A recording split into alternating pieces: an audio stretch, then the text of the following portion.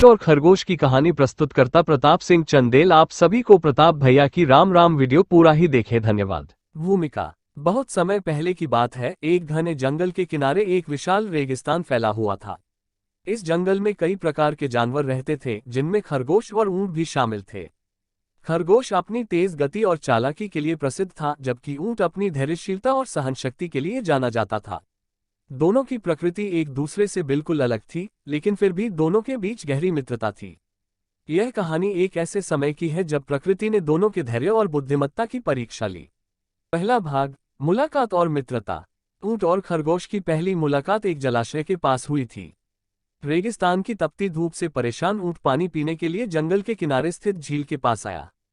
वहीं पास में खरगोश अपनी गाजर और हरी हरी घास का आनंद ले रहा था।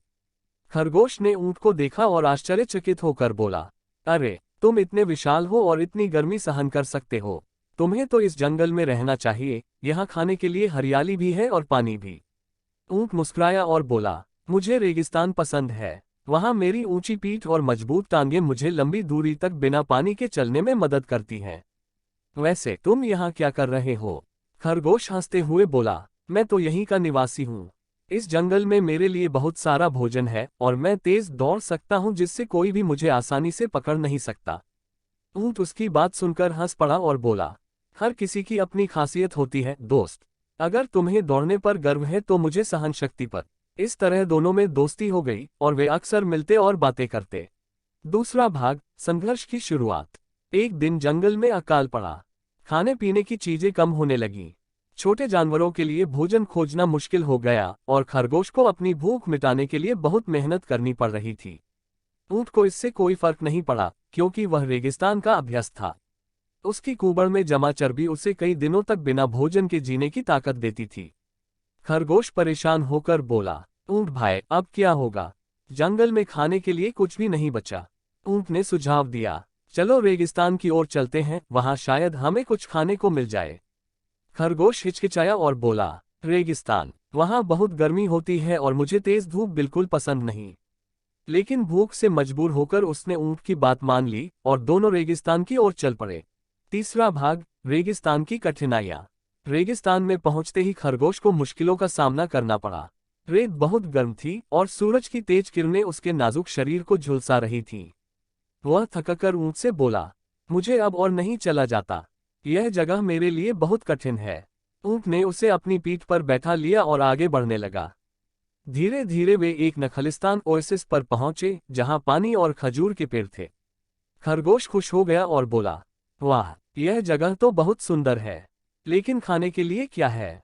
ऊंट ने खजूर के ऊंचे पेड़ों की ओर देखा और कहा, अगर मैं इन्हें हिला दूं तो नीचे खजूर गिर सकते हैं।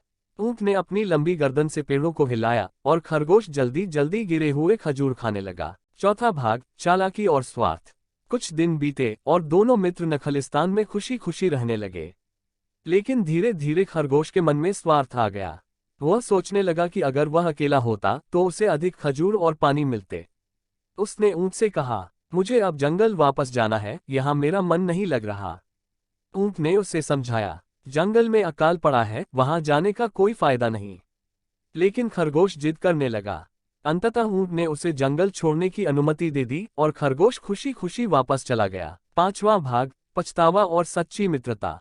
खरगोश जब जंगल पहुंचा तो उसने देखा कि अकाल अभी भी खत्म नहीं हुआ था। खाने के लिए कुछ नहीं था। वह पछताने लगा और सोचने लगा कि ऊंट की बात मान लेनी चाहिए थी।